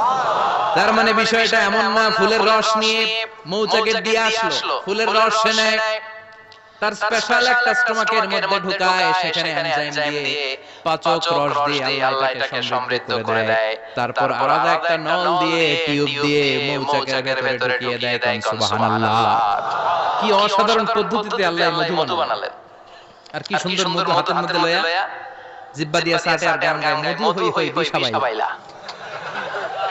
আছে না নাই? আল্লাহ শুকরিয়া নাই। মধু খায় আর গান গায়, মধু হই হই বিশাবাইলা, অন্যারনে ভালোবাসার দাম দিলা। আছে না নাই? ডাকাইত। এই মধু খেয়ে শুকরিয়া করতে হবে কার? চিৎকার করে বলেন শুকরিয়া করতে হবে কার? আল্লাহ বললেন ইয়াখরুজু মিন বুতুনিহা, এটা মধু সরাসরি চলে আসে না, ওর পেট থেকে বের হয় মুখতালিফুন আলওয়ানুহু, বিভিন্ন রঙের মধু আছে না নাই? ব্ল্যাক কালারের মধু হয়, হোয়াইট হানি হয়, অর্গানিক হানি হয়, ক্রিম হানি হয়, কত ধরনের মধু যে আল্লাহ পৃথিবীতে রেখেছে তার ইয়ত্তা নাই। এরপর আল্লাহ বললেন ফিহি শিফাউন লিন-নাস, মধুর ভিতরে শিফা দিয়েছে কে? এজন্য বিশ্বনবীর খাদ্য তালিকার মধ্যে মধু আছে না নাই? বিশ্বনবী সুগন্ধযুক্তওয়ালা মধু খেতেন, দুর্গন্ধযুক্তওয়ালা কোনো মধু মুখে নিতেন না। সুবহানাল্লাহ। বিশ্বনবীর জামানায় মাগাফির নামে একটা মধু ছিল, দুর্গন্ধযুক্ত। এটা কখনো বিশ্বনবী মুখে নিতে চাইতেন না। সুগন্ধযুক্ত মধু সবসময় বিশ্বনবী খেতেন। বিশ্বনবীর স্ত্রীরা এই সুগন্ধযুক্ত মধু বোতলের মধ্যে প্রিজার্ভ করে রাখতেন বিশ্বনবীকে দেওয়ার জন্য। বিশ্বনবী প্রাণ ভরে এগুলো পান করতেন। সুবহানাল্লাহ। বিশ্বনবী যে সমস্ত খাদ্যগুলো পছন্দ করতেন হাদিসে এসেছে, বিশ্বনবী রুটি খেতেন, খেজুর খেতেন, খেজুর চিনেন? বালা, তামার, দুধ খেতেন, এই মধু খেতেন, জব খেতেন, বার্লি খেতেন, লাউ খেতেন, রুম্মান, ডালিম ফল, আনার ফল, আনার চিনেন? আনার, এই আনার খেতে পছন্দ করতেন বিশ্বনবী। মাশরুম খেতেন, মাশরুম চিনেন? ব্যাঙের ছাতার মতো রেস্টুরেন্টে ইদানিং মাশরুমের স্যুপ পাওয়া যায়, এটা খাবেন। যাদের চোখের জ্যোতিতে সমস্যা, দৃষ্টিতে সমস্যা খাবেন। হাদিসে এসেছে আল কামআতু মিনাল মান ওয়া মাউহা শিফাউন লিল আইন। মাশরুম হলো মান্না সালোয়ার মতো খাবার। মাশরুমের স্যুপ যারা খাবে চোখের জ্যোতি যাদের কম, তাদের চোখের জ্যোতি বাড়িয়ে দিবে। বুখারীর বর্ণনা কানা রাসূলুল্লাহ ইউহিব্বুল হালাওয়া ওয়াল আসাল, বিশ্বনবী মিষ্টান্ন খেতে বড় পছন্দ করতেন, আবার বিশ্বনবী বেশি বেশি মধু খেতে পছন্দ করতেন। সুবহানাল্লাহ। কোরআনে দুইটা জিনিসের ক্ষেত্রে আল্লাহ শিফা যোগ করেছেন, যে দুইটা জিনিসের সাথে সম্পৃক্ত হলে শিফা। এক হচ্ছে কোরআন পড়লে শিফা, অনুনাজ্জিলু মিনাল কোরআনি মা হুয়া। আবার কোরআনে এই আয়াতের ক্ষেত্রে বলা হয়েছে শিফা ফিহি শিফাউন লিন-নাস। এজন্য সাইয়েদনা ইবনে মাসউদ এই উম্মাহকে উদ্দেশ্য করে বলেছেন আলাইকুম বিশিফাইন, তোমাদের উচিত দুইটা জিনিস থেকে শিফা নেওয়া। এক হলো কোরআন, দুই হলো আসাল মানে মধু। সুবহানাল্লাহ। কোরআন তেলাওয়াত করলে অসুস্থকে সুস্থ করে দেয় কে? সূরা ফাতিহা তেলাওয়াত করলে অসুস্থকে সুস্থ বানিয়ে দেয় কে? আবার মধু খেলে সুস্থ বানিয়ে দেয় কে? মধু খেয়ে প্রশংসা করবেন কার? নাকি মধু হই হই বিশাবাইলা বলবেন? এগুলো কখনো খাঁটি মধু খেতে হবে। খাঁটি মধু চিনার উপায় হচ্ছে এটাতে পিঁপড়া জমে না, এটা ফ্রিজে রাখলে জমাট বাঁধে না, এটাতে দুর্গন্ধ হয় না। এক গ্লাস পানির মধ্যে এক ড্রপ মধু ছেড়ে দিলে এটা পানির সাথে না মিশে একেবারে নিচে চলে যায়। খাঁটি মধু খেতে হবে। তাহলে ফিহি শিফাউন লিন-নাস। কত কিছু দিয়ে আল্লাহ এটাকে সমৃদ্ধ করেছেন। এটার মধ্যে গ্লুকোজ আছে, এটার মধ্যে সুক্রোজ আছে, ফ্রুক্টোজ আছে, প্রোটিন আছে, মিনারেলস আছে, ক্যালসিয়াম আছে, ভিটামিন আছে। খাইলে শরীর গরম হয়ে যায়। সুবহানাল্লাহ। এজন্য শীতকালে বেশি বেশি খাবেন, জাম্পাল লাগবে না। শীতকালে মধু খেয়ে রাত্রিবেলায় বের হবেন, আর মাফলার পেঁচিয়ে বের হওয়া লাগবে না। সুবহানাল্লাহ পড়েন। তার মানে আল্লাহ বললেন ইয়াসিন ওয়াল কুরআনিল হাকীম, প্রজ্ঞাময় বিজ্ঞানময় কোরআনের কসম। এরপরে আল্লাহ বললেন গোলাম ওয়া ইন্না লাকুম ফিল আনআমি লাইবরা, প্রাণীকুলের দিকে নজর করে তাকাও। প্রাণীকুলের মধ্যে আমি তোমাদের জন্য নিদর্শন রেখেছি। নুসকিকুম মিম্মা ফি বুতুনিহি, এই প্রাণীকুলের পেট থেকে একটা চমৎকার জিনিস আমি বের করে দেই, এটার নাম হচ্ছে দুধ। এটা কি? দেখেন একই আয়াতের মধ্যে আল্লাহ মধুর কথাও বললেন, আবার দুধের কথাও বললেন। দুধটা কিভাবে হয়, উৎপন্ন হয়, মধু কেমনে হয়, ইঞ্চি ইঞ্চি কথা এই কোরআনের ভিতরে তুলে ধরলেন কে? আল্লাহ বললেন মিন বাইনি ফারসিন ওয়া দামিল লাবানা, গোবর আর রক্তের মাঝখান দিয়ে আমি দুধ বের করি। সুবহানাল্লাহ পড়েন। আমরা যাই এই গাভীর ওলান শুরু করি সকালবেলা বিসমিল্লাহ বলে, কিন্তু কেমনে যেটা আসে ওইদিকে নজর নাই। ডাকাত বিসমিল্লাহ বলে শুরু করেন, দুধে আলহামদুলিল্লাহ বলেন নাই। আল্লাহ বলেন মেকানিজমটা শোনো কেমনে আমি খাওয়াই। আল্লাহ বললেন মিন বাইনি ফারসিন ওয়া দামিল লাবানা, গোবর আর রক্তের মাঝখান দিয়ে আমি দুধ বের করে দেই। সুবহানাল্লাহ। গরু যে ঘাস খায়, এই ঘাস থেকে রক্ত হয়, আর গরুর গোবর হয়। পেটের একদিকে থাকে গোবর, আরেক দিকে থাকে রক্ত। রক্ত দুর্গন্ধ, গোবর দুর্গন্ধ। রক্ত নাপাক, গোবর নাপাক, এই দুই নাপাক আর দুর্গন্ধের মাঝখান দিয়ে সুগন্ধযুক্ত দুধ বের করে দেয় কে? আল্লাহ বললেন মিন বাইনি ফারসি ওয়া দামিল লাবানা, গরু যে খাবারগুলো খায় ওই খাবারের এক পাশ দিয়ে গোবর হয়ে যায় আর এক পাশ দিয়ে রক্ত হয়ে যায়, মাঝখান দিয়ে দুধ বের করে দেয়। What a amazing mechanism of discharging milk from animal's body. What a amazing mechanism. একদিক দিয়ে গোবর দুর্গন্ধ, আর একদিক দিয়ে ঘাস খাওয়ার কারণে রক্ত হয়, মাঝখান দিয়ে দুধ বের হয়ে যায়। সুবহানাল্লাহ। আবার বাছুর ছাড়া দুধ পাওয়া যায় না। গাভী আছে কার কার? হাত তুলেন তো। বাছুর ছাড়া দুধ পাওয়া যায়? শুধু গাভী, বাছুর নাই, দুধ আসবে? আবার এই যে বিশাল বড় ওলান, 20 কেজি দুধ দেয় প্রতিদিন, এই ওলান কাটলে দুধ পাওয়া যায়? এক ফোঁটা দুধ ওলানটা কেটে টুকরা টুকরা করলে আপনি পাবেন না। এটা আলাদা মেকানিজম। এটা ভিতর থেকে একটা নির্যাস, বাছুর নিয়ে দুধ ঢুমারবেন, ওই নির্যাস দিয়ে দুধ বেরোতে থাকবে, গোবর আর রক্তের মাঝখান দিয়ে চিৎকার করে পড়েন আল্লাহু আকবার। এজন্য বিশ্বনবী বলতেন বেশি বেশি দুধ খাও। দুধ হলো সুষম খাদ্য। পৃথিবীতে আবিষ্কৃত যত খাবার আছে, দুধের চাইতে ভালো খাবার আছে নাকি? কথা কোন? মানুষ পানি খেয়ে 3-4 দিন বাঁচে জানেন, আর পানির মধ্যে লবণ দিলে 7-8 দিন বাঁচতে পারবে, আর দুধ পাইলে আজীবন বাঁচবে। দুধ খেয়ে যদি হজম করতে পারেন, দুধ খেয়ে হজম করতে পারলে আজীবন বেঁচে যাবেন। সুষম খাদ্য। বিশ্বনবী যে রাতে মেরাজে যাবেন, সিদরাতুল মুনতাহা পার হওয়ার পরে বিশ্বনবীর পরীক্ষা শুরু হলো। বিশ্বনবীকে বুখারীর বর্ণনা 3টা গ্লাস দেয়া হলো। কাদাফিহি লাবানে গ্লাসের মধ্যে দুধ ছিল, ওয়া কাদাফিহি আসাল, আরেক গ্লাসের মধ্যে ছিল মধু, আরেক গ্লাসের মধ্যে ছিল মদ, কাদাহুম ফিহি খামার। বিশ্বনবীকে 3টা গ্লাস দিয়ে বলা হলো নবী চুজ করেন কোনটা নেবেন। এক গ্লাসে মধু, আরেক গ্লাসে দুধ, আরেক গ্লাসের মধ্যে বিশ্বনবীকে দেয়া হলো মদ। বিশ্বনবী বললেন যে গ্লাসের ভিতরে দুধ আছে, আমি ওই পেয়ালাটা নিলাম। সাইয়েদনা জিবরাইল বললেন ইয়া রাসূলুল্লাহ আখাসতাল ফিতরা, আপনি যেমন নিছেন তেমন। সুবহানাল্লাহ কইবেন না? বিশ্বনবী দুধ খেতে পছন্দ করতেন, আর বিশ্বনবী বলতেন আলাইকুম বিআলবানিল বাকার, বেশি বেশি গরুর দুধ খাবা, ফাইন্নাহা তুরাম্মু মিনাল আশজার, কারণ এটা সবুজ লতা পাতা ঘাস পাতার নির্যাস। গরু কি খায়? ঘাস খায় না?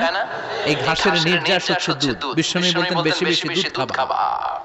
ফিহি শিফার মধ্যে শিফা আছে, ফি লাবানিহা শিফা ওয়া লুহুমিহা দা, গরুর দুধে আছে শিফা, গরুর গোশতের মধ্যে আছে রোগ। সুবহানাল্লাহ। কত বড় ফিলোসফার বিশ্বনবী। বিশ্বনবী বলে গেছেন গরুর দুধ বেশি খাও, কিন্তু গোশত বেশি খাও না। আর আমরা গরুর গোশত পাইলে কোপায় ফেলাই। সাদা ভাত আর ঝাল গরুর মাংস যদি হয়, ওই যে অনেক জিব্বা পানি চলে আসে। সুবহানাল্লাহ কইবেন না? বিশ্বনবী বলতেন দুধ খাও, গোশত খাও কম, গরুর গোশত কম খাবা, গরুর দুধ বেশি খাবা, সুস্থ রাখবে কে?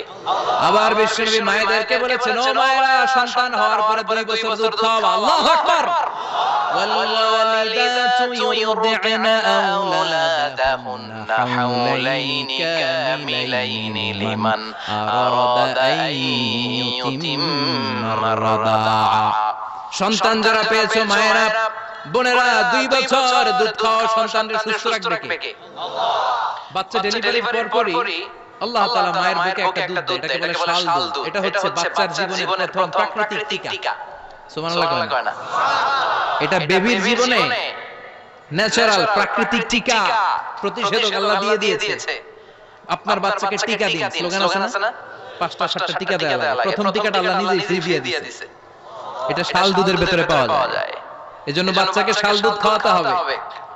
তার ব্রেনের গ্রোথ হবে, সে শক্তিশালী হবে, সে দেশপ্রেমিক হবে, সে আল্লাহওয়ালা হবে। চিল্লায় এখন ঠিক কিনা? যে মায়েরা বাচ্চারে দুধ খাওয়ায়, ওই বাচ্চারা মায়েরে ভালোবাসে বেশি। আর যেই মাগুলো বাচ্চারে দুধ না খাওয়ায় আর ডানু খাওয়ায়, আর কি কি আছে? হরলিক্স আর সিরালেক কমপ্লেট। যারা এগুলো খাওয়াবে ডানু খাওয়াবে, যারা ল্যাকটোজেন খাওয়ায়, যারা বুকের দুধ খাওয়াতে চায় না কোনো কারণ ছাড়া, 2 বছর বাচ্চারে দুধ দিতে চায় না, এই বাচ্চাগুলো বড় হলে ওই মায়ের বৃদ্ধাশ্রমে দিয়ে আসবে। কথা কন। এজন্য মায়েরা, বোনেরা, সন্তান হলেই তাকে বুকের দুধ দিয়ে আল্লাহর পক্ষ থেকে যে টিকাটা, এই টিকাটা পেটের ভিতরে ঢুকাই দিতে হবে। চিল্লায় ঠিক কিনা? এটা হচ্ছে ন্যাচারাল টিকা।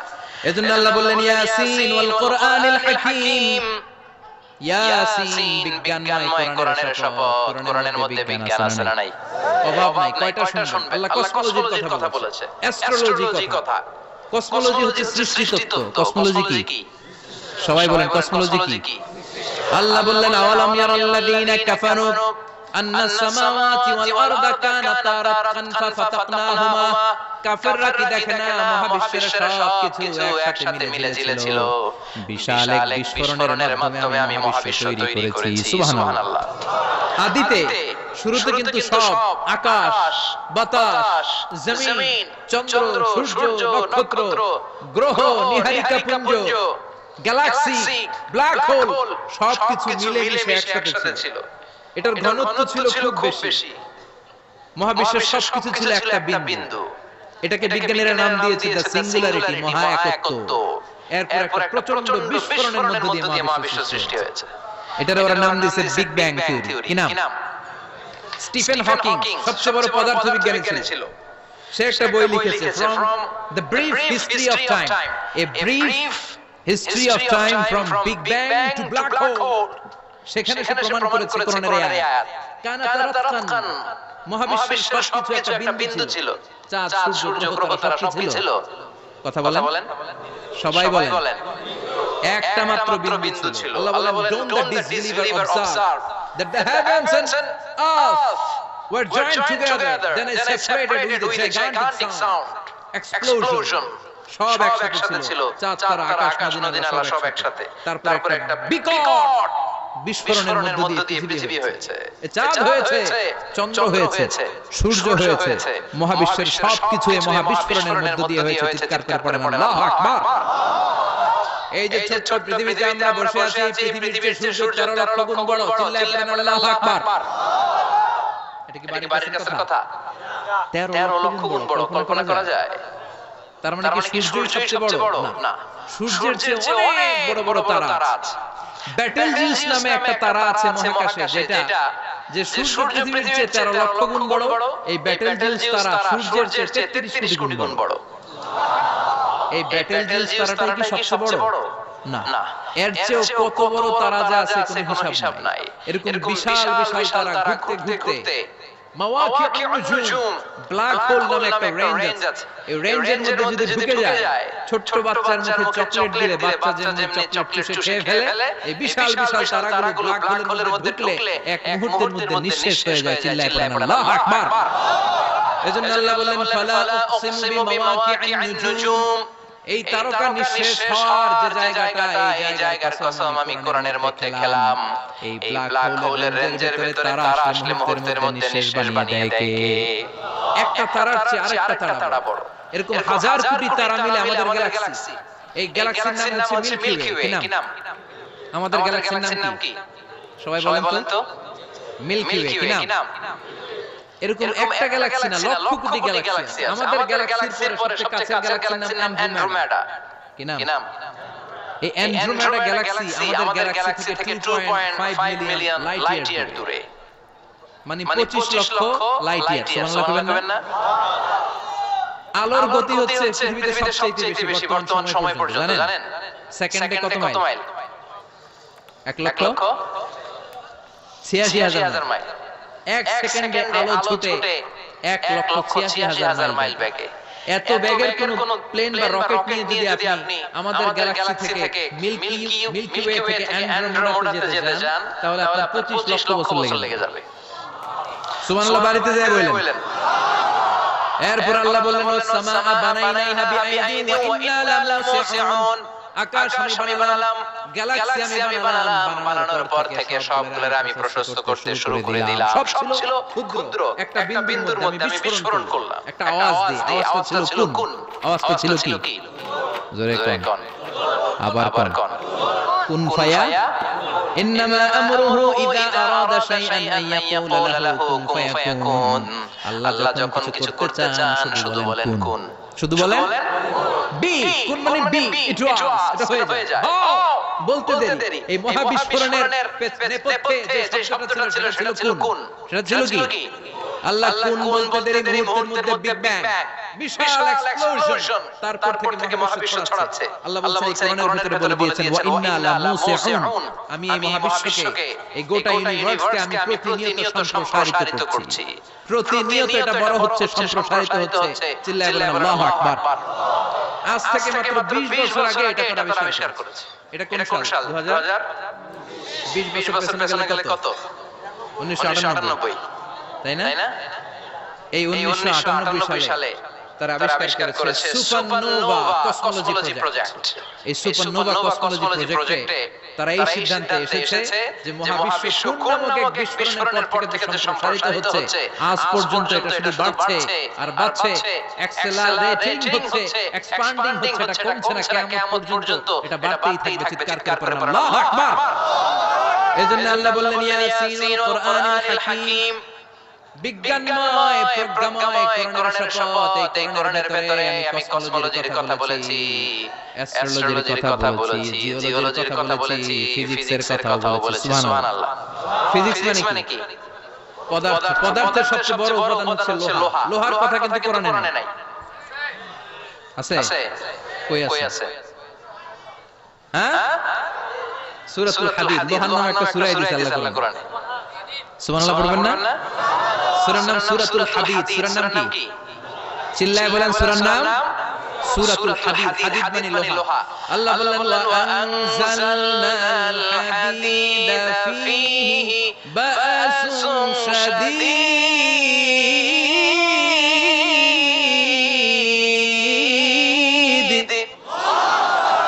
ওয়া আনজালনাল হাদীদ ফীহি বা'সুন শাদীদ, আমি লোহা নাযিল করলাম আর লোহার ভিতরে আমি ভয়ঙ্কর শক্তি ঢুকাইয়া দিলাম। সুবহানাল্লাহ। ফীহি মানাফিউল লিন-নাস, লোহার ভিতরে মানুষের জন্য অনেক কল্যাণ আছে। সুবহানাল্লাহ। লোহা ছাড়া পৃথিবীতে কিছু হয়? আংটি বানাতে লোহার দরকার আছে না নাই? ঘড়ি বানাতে, গাড়ি বানাতে, বাড়ি বানাতে, মোবাইল বানাতে, হেলিকপ্টার, প্লেন, রকেট, মাইকের স্ট্যান্ড। সুবহানাল্লাহ। এমন কোন জিনিস নাই যেটার মধ্যে লোহা লাগে না। আল্লাহ বললেন এই লোহার নামে আমি একটা সূরা ডেডিকেট করলাম, আনজালনাল হাদীদ ফীহি বা'সুন শাদীদ, আমি লোহাকে নাযিল করেছি। আল্লাহ বলেন, খেয়াল করে শব্দটা শুনেন, ওয়া আনজালনাল হাদীদ, আমি লোহাকে উপর থেকে নাযিল করেছি। কি করেছি? কথা বলেন। তার মানে লোহা পৃথিবীতে ছিল না, নাযিল করছে কে? লোহা পৃথিবীতে ছিল? পৃথিবীতে ছিল। পৃথিবীতে থাকলে নাযিল করবেন কেন? এই যে কোরআনটা পৃথিবীতে আগে ছিল, নাযিল করছে কে? কোন ফেরেশতাকে দিয়ে? সাইয়েদনা জিবরাইল, কোন নবীর উপর? বিশ্বনবী মুহাম্মদ রাসূলুল্লাহ। আল্লাহু আকবার। তার মানে ওহী পৃথিবীতে ছিল না, আল্লাহ উপর থেকে নাযিল করেছেন। নুজুল মানে উপর থেকে নিচের দিকে আসা। এই নুজুল শব্দ ব্যবহার করে আল্লাহ বললেন ওয়া আনজালনাল হাদীদ, লোহাকে আমি নাযিল করেছি। তার মানে লোহা পৃথিবীর উপাদান নয়, লোহা এসেছে উপর থেকে। সুবহানাল্লাহ। বিজ্ঞানীরা, পদার্থবিদরা গবেষণা করে এটাই পেয়েছেন, লোহা আসলে পৃথিবীর না। লোহা পৃথিবীতে উৎপাদন করা হয় নাই। লোহার যে মলিকিউল, অণু আছে, লোহার একটা অণু তৈরি করার মতো ক্ষমতা পৃথিবীর নাই। ইভেন এই সৌরজগতের কোনো কিছু নাই, সূর্যের চাপে লোহা তৈরি হতে পারে। লোহার ছোট্ট একটা অণু তৈরি করতে কমপক্ষে 1 কোটি ডিগ্রি সেলসিয়াস তাপের প্রয়োজন হয়। তার মানে এটা পৃথিবীর কোনো উপাদান নয়, এটা আনজালনাল হাদীদ। আল্লাহ বলেন মহাবিস্ফোরণের কারণে গলিত অন্য কোনো তারার ভেতর থেকে লোহার উপাদান আমি পৃথিবীর ভিতরে ঢুকিয়ে দিয়েছি। তার মানে পদার্থের কথা কোরআনে আছে না নাই? সুবহানাল্লাহ কইবেন না? এরপরে বায়োলজির কথা আছে না নাই? বায়োলজিক্যাল অ্যাসপেক্ট অফ মাউন্টেন্স, কেমন করে পাহাড়ি রেঞ্জ তৈরি হলো, আছে না নাই? ওয়াজআলনাল জিবালা আওতাদা, পাহাড়কে আমি পেরেক মেরে দিয়েছি। ওমিয়া কাঠের ভিতরে যখন পেরেক মারেন, পেরেকের বেশিরভাগ অংশ কাঠের ভিতরে ঢুকে যায়, উপরে দেখা যায় সামান্য, ঠিক কি না? তো লোহা যদি আল্লাহ পেরেক মারেন, উপরে যা দেখা যায় এটা সামান্য, আসল পাহাড় মাটির নিচে। সুবহানাল্লাহ কইবেন না? আসল পাহাড় কোথায়? পেরেক যদি কাঠের মধ্যে ঢুকিয়ে দেন, পুরো পেরেকটা কাঠে ঢুকে যায় না, উপরে দেখা যায় কত? সামান্য। পাহাড়ের যা আপনি দেখেন এটা তো পেরেকের মাথা, পুরো পাহাড়টা আল্লাহ জমিনের ভিতরে গেড়ে দিয়েছেন। চিল্লায়ে পড়েন আল্লাহু আকবার। আবার আল্লাহ বললেন ওমিনাল জিবালি জুদাতুন বিদু ওয়া হুমরুম মুখতালিফুন আলওয়ানু, আসনা নাই? ওয়া গারাবি বুসুদ, আল্লাহ বলেন নানা রঙের পাহাড় পর্বত মহাবিশ্বে আমি তৈরি করেছি। কোন পাহাড় হচ্ছে রক্তিম বর্ণের, কোন পাহাড়কে বানিয়েছি আমি কৃষ্ণ বর্ণের, কোন পাহাড়কে বানিয়েছি আমি শুভ্র বর্ণের, কোন পাহাড়ের রং কালো, কোনটা সাদা, কোনটা নীল, আছে না নাই? মহাবিশ্ব যখন তৈরি হয়েছে পৃথিবীর মধ্যে 7টা টেকটনিক প্লেট তৈরি হয়েছে। 7 tectonic plates create the mountain range on earth. পৃথিবীতে এই পাহাড় তৈরির কারণ হচ্ছে 7টা প্লেট। এগুলোর 7 টেকটনিক প্লেট বলে। এই প্লেটগুলোর কারণে পৃথিবীতে এই রং বেরঙের পাহাড় তৈরি হয়েছে। কত রঙের যে পাহাড় আছে আরব বিশ্বে, পাথরের পাহাড়, বাংলাদেশের মাটির পাহাড়, ব্রুনাই, সিঙ্গাপুর, ইন্দোনেশিয়াতে যদি যান আরেক ধরনের পাহাড়। চায়নার একটা শহর আছে গানজু সিটি, কি নাম? এই গানজু সিটিতে একটা পাহাড় আছে রেইনবো মাউন্টেন। ওখানে 7 রঙের পাহাড় পাওয়া যায় এক জায়গায়। সুবহানাল্লাহ বলবেন না? রেইনবো মানে কি? রংধনু। রংধনু কয় রং? কথা কোন? ছোটবেলায় আমরা মুখস্থ রাখতাম বেনিয়া সহ গলা। বেতে বেগুনি, নিতে নীল, আতে আসমানি, শতে সাদা, হতে হলুদ, কতে কালো, লাতে লাল। সুবহানাল্লাহ নাই? মনে রাখার কি অসাধারণ পদ্ধতি। এই রেইনবো মাউন্টেন, রংধনু 7 রঙের পাহাড় এক জায়গায় পাওয়া যায়। এখানে সাদা পাহাড়, এখানে সবুজ পাহাড়, এখানে নীল পাহাড়, ওখানে লাল পাহাড়, এখানে কালো পাহাড়। এই চায়নার গানজু সিটিতে আল্লাহ তাআলা 7 রঙের পাহাড় এক জায়গায় রেখেছেন। চিৎকার করে বলেন আল্লাহু আকবার। তার মানে বায়োলজির কথাও কোরআনের ভেতরে আছে না নাই? এরপর আল্লাহ বললেন কেমন করে আকাশ থেকে আমি পানি নাযিল করে এটাও কোরআনে আছে না নাই?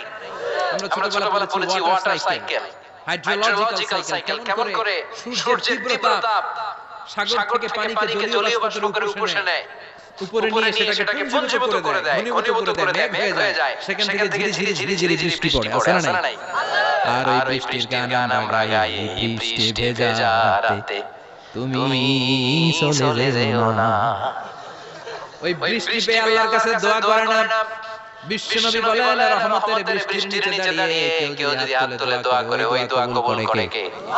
আবার আকাশের মধ্যে মেঘের ঘনঘটা দেখলে বিশ্বনবী পেরেশান হয়ে যেতেন, হয়রান হয়ে যেতেন।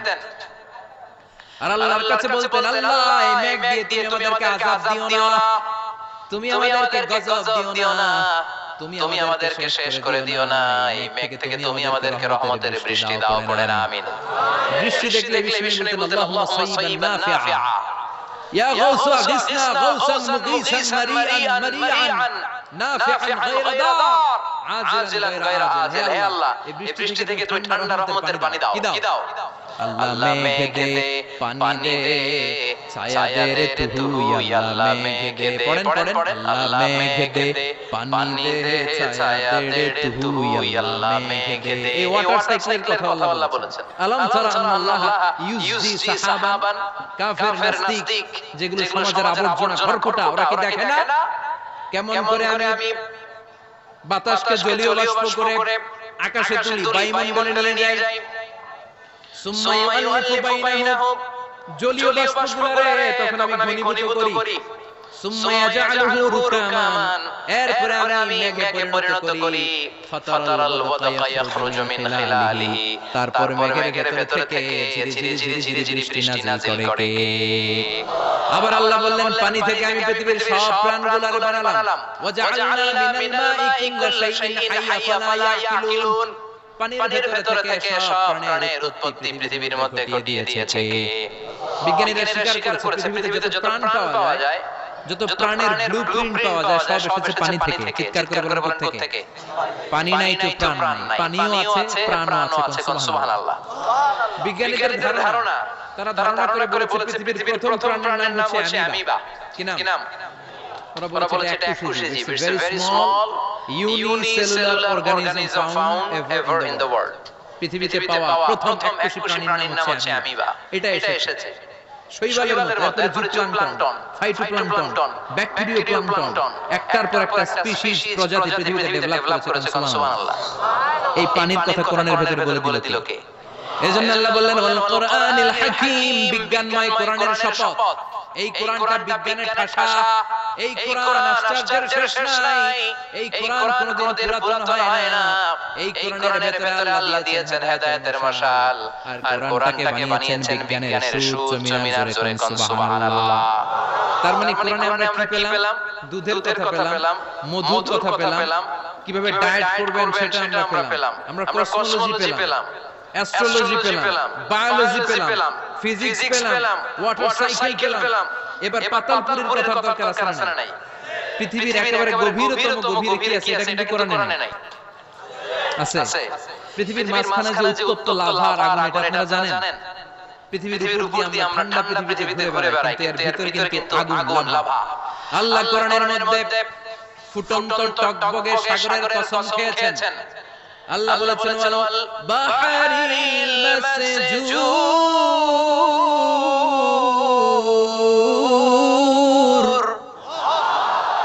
আমি কোরআনের ভিতরে ফুটন্ত টকবগে সাগরের পানির কসম খেলাম, পড়েন সুবহানাল্লাহ।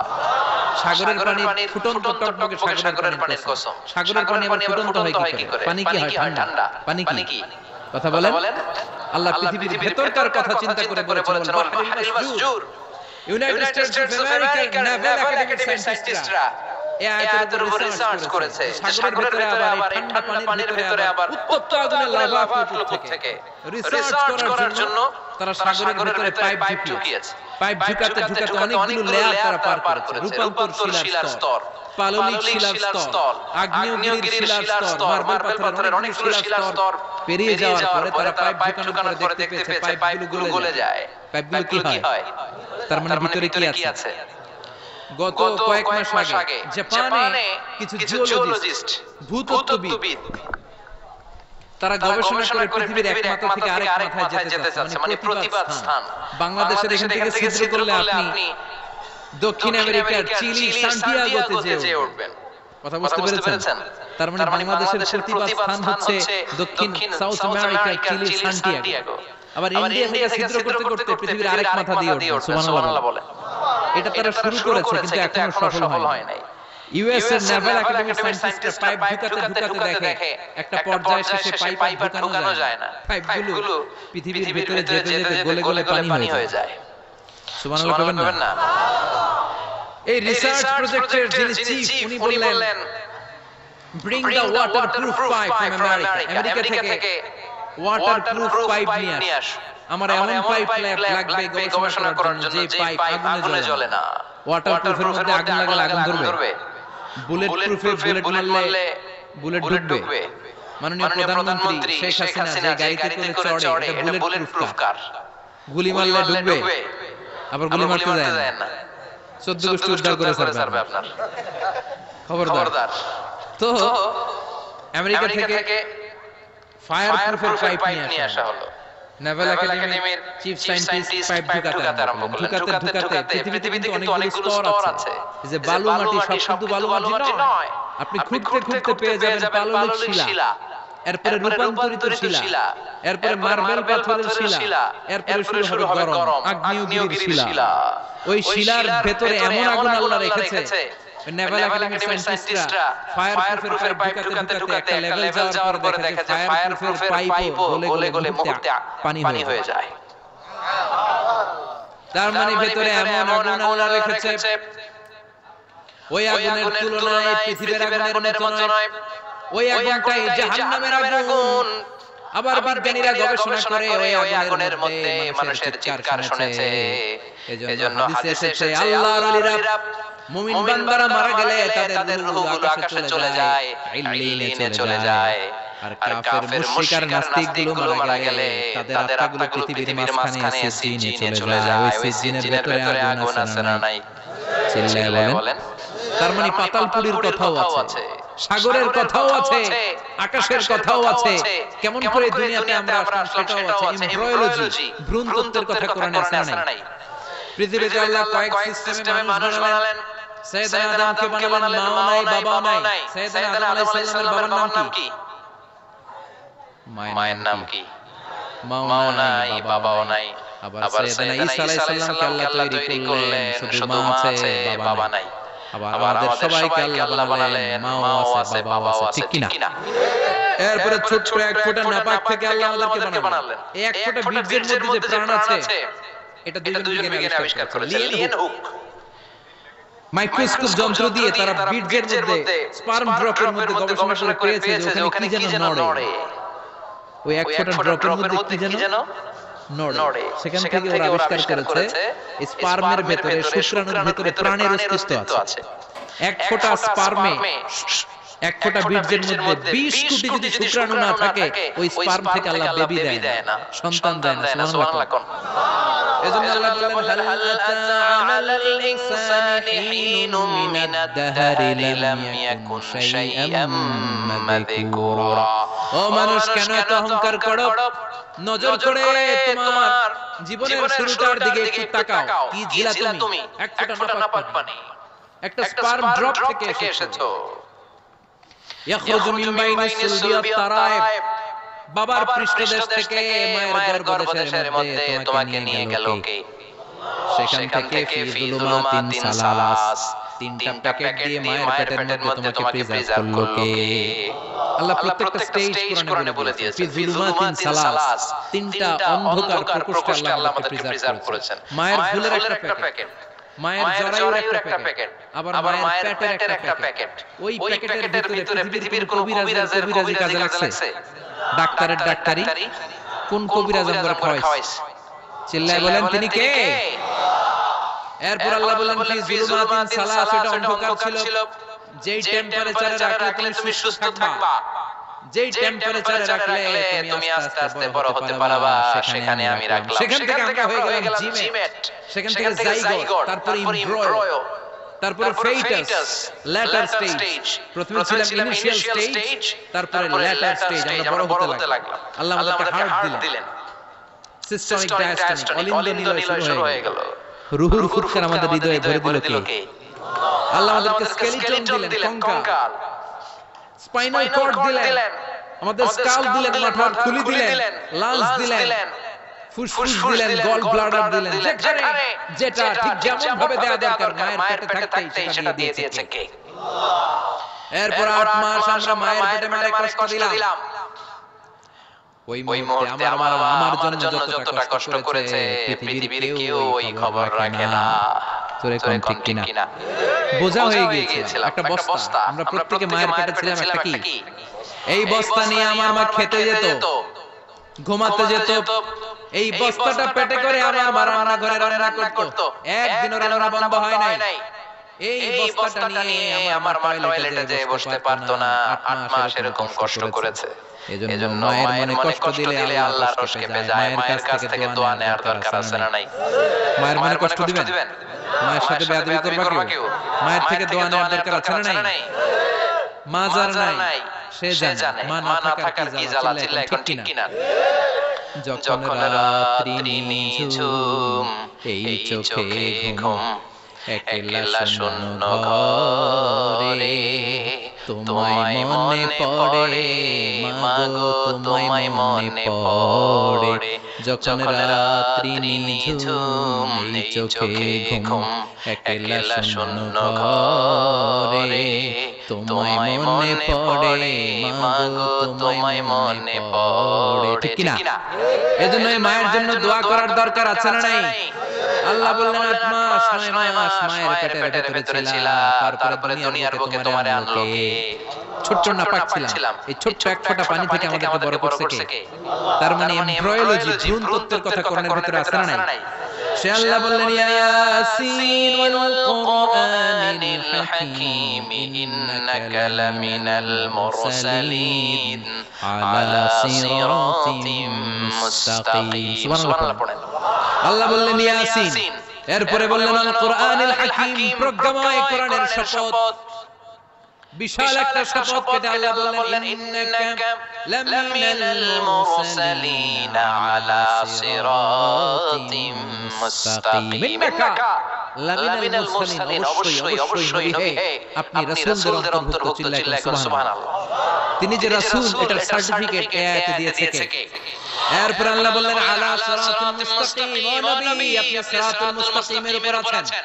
যেই দোয়াটা প্রতিটা নামাজের মধ্যে প্রতিদিন প্রত্যেক রাকাতে সূরা ফাতিহাতে আমরা পড়ি, ইহদিনাস সিরাতাল মুস্তাকিম। ও আল্লাহ, show us the right path, show us the correct path। আপনি আমাদেরকে সোজা পথ দেখান। আল্লাহ এখানে সার্টিফিকেট দিলেন, নবী গো, লক্ষাধিক পয়গম্বর যে আমি পেয়েছি তাদের শ্রেষ্ঠতম রাসূল করে আমি আপনাকে প্রেরণ করেছি। আর হেদায়েতের সুউচ্চ মশাল দিয়ে আমি আপনাকে সিরাতুল মুস্তাকিমের উপর রেখেছি। চিল্লায়ে পড়েন আল্লাহু আকবার। এজন্য বিজ্ঞানময় কোরআনের সাথে নিজেদের সম্পর্ক বাড়ানোর দরকার আছে না নাই? কোরআন পড়লে দুনিয়া এবং আখিরাতে মর্যাদা বাড়ায় দিবে। কোরআনের আইন দিয়ে সমাজকে সাজানোর দরকার আছে না নাই? কোরআন দিয়ে আমাদের সমাজটা সমৃদ্ধ হোক আমরা চাই কি চাই না? কোরআন দিয়ে আমার সংসদ ভবন চলুক, আমার 300 জন মেম্বার অফ দ্য পার্লামেন্ট কোরআনের আয়াত দিয়ে সংসদে কথা বলুক আমরা চাই কি চাই না? আমাদের মিলিটারি গুলো কোরআনের আওতায় চলুক, আমাদের দেশটা কোরআন দিয়ে চলুক, আমার লাল সবুজের পতাকা সংসদ ভবনের এক পাশে আর কালিমার লা ইলাহা ইল্লাল্লাহর পতাকা আরেক পাশে পতপত করে উড়বে আমরা চাই কি চাই না?